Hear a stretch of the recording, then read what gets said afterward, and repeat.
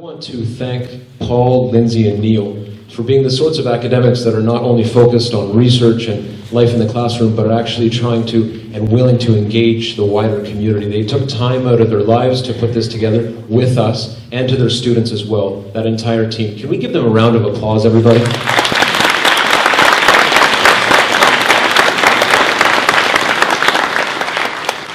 I, of course, want to thank you for coming today. This is a great turnout, and obviously, why wouldn't it be a great turnout? This is such a crucial issue for this country. We're talking about democracy here today. I'm very glad that my colleagues and I have teamed up to put together this consultation. We know that democracy in Canada is so important. Its future is so important. But it doesn't belong, the question of democracy does not belong to any single party. That's why we wanted to come together in a nonpartisan spirit and bring citizens together so that we can listen to you. We'll be listening today. Certainly, as MPs, we'll have something to say here at the outset. But we want to listen to your perspectives. There is so much to talk about. In Canada, we have challenges to confront as far as democracy is concerned. In 2008, it's less than 10 years ago, we had the worst voter turnout rate at the federal level in this country's history at 58%. That was little improved in 2011 at just over 60%. Things did improve in 2015, the most recent election, with a 68% turnout, but that's the highest turnout we've had since 1993. Since 1993.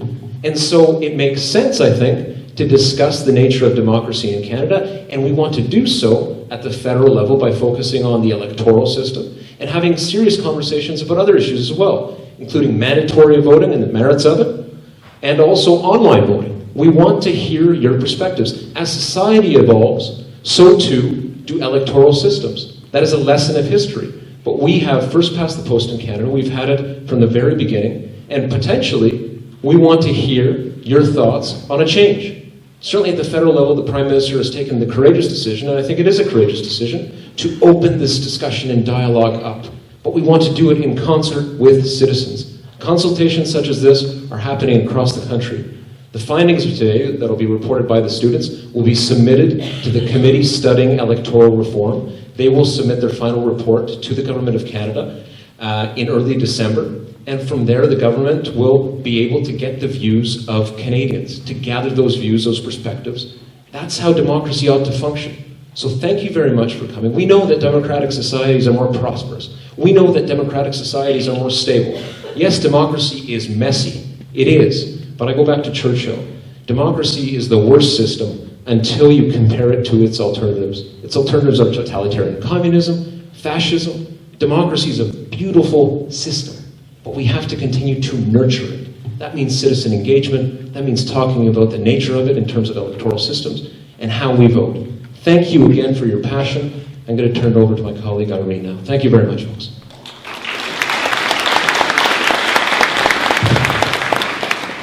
Well, thank you very much to everyone who is here this afternoon, and you make a significant sacrifice on this beautiful autumn afternoon. I'm very glad to see you here. I'm particularly pleased to see a cross-section of the community and so many young people.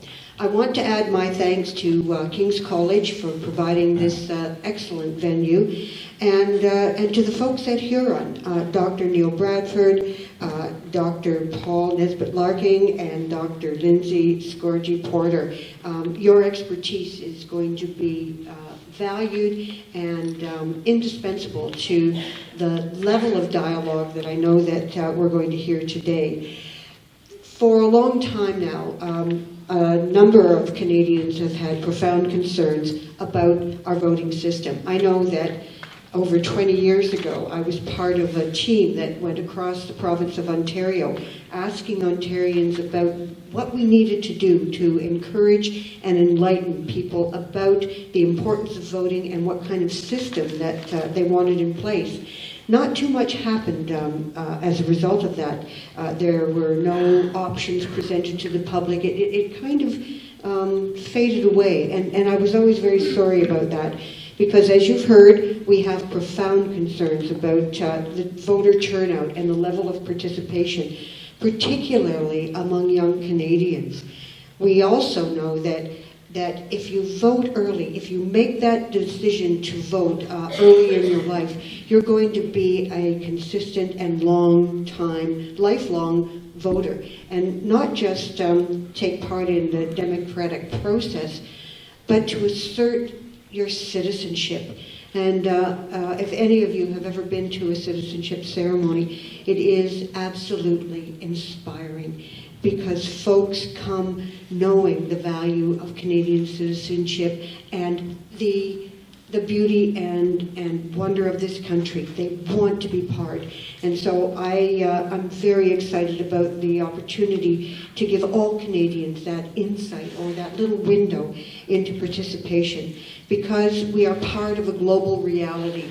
And in the next few years, Canada is going to be facing challenges that will daunt all of us, certainly daunt our leadership. And we will need the wisdom and the participation of every Canadian in order to address the issue of environment, climate change, our economy, the complexity of geopolitical tensions.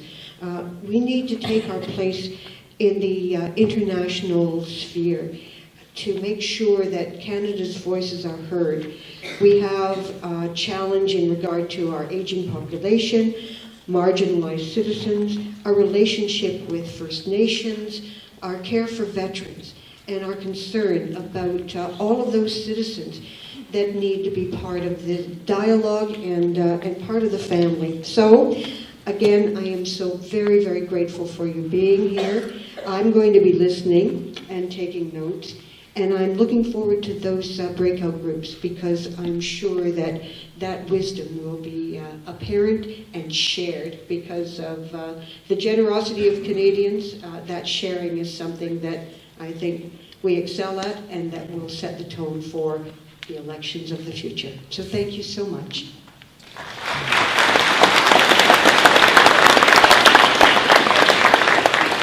Good afternoon, everyone, and my name is Karen Vecchio, and I represent the great riding of Elgin, Middlesex, London. You'll see, I'm just looking at this, and you'll see how big Elgin, Middlesex, London really is, and it is a huge riding with very diverse and different needs as well. But first of all, I would really like to thank the staff who put this together, and that is staff from all of our offices, including Devin, Ryan, Sean, and Kelly. Thank you so much for working together so that we can offer this to the citizens of this area, and thank you for your hard work and working together with us. But that's also what you see here. Today you see 4 people, three different parties represented. And I think that what's really important is, regardless of your political stripe, that as in the region, it is important that the 4 of us work together to bring better things to our communities and into our region. So I thank Irene, Peter, and Kate for all coming together so that we could do this. And of course, to those people from Huron College and King's College for facilitating today. I'll just let you know what we so far have done in our own riding. Within my own riding, one of the first things I did was send a letter out to all of the constituents. So we mailed out about 45,000 letters, because I think it's really important to make sure I'm engaging with all Canadians and all the people in my riding. Over that, we have received a great number of responses, and we have taken that information and we are putting that in a report specifically from Elgin, Middlesex, London to present to the committee and to the minister as well. But as I said, the most important thing is that we're here to listen. And I ask that everybody, it's supposed to be a free and open conversation. Debate is wonderful, but at the same time, I ask that everybody respects everybody else's opinion. We all come here with very different views. And I always put on my mom hat. I am a mom of 5, so I think that's given me great experience to work as a member of Parliament, because sometimes being a mom is exactly what you need to be in the House of Commons. And so I really think it's important that today that we do listen and that we do respect all of the different views. At the end of the day, regardless of the outcome, regardless of whether we're looking at first past the post or whether we're looking at proportional representation in the form that we see it, whether it's majority or proportional representation, or whether we're looking at ranked ballots, we need to know the advantages and the disadvantages of all of these different ways of voting, and we need to make sure that we bring that forward. One of the biggest things I think when it comes to the disengagement of Canadians is not so much the way that we're voting, but it's the way that the people here on this panel are acting. And I think that's one thing, is it's making us as politicians and as your parliamentarians more accountable to our citizens. So I think that's a big reason that we've seen voter turnouts of 68%. because sometimes we are not doing our job representing the people. So that's why today I can tell you myself, and I've worked very closely with Kate, Irene, and Peter in the past, we are here to listen and we are here to represent you as a region. Thank you so much for coming out today, and please share all your thoughts.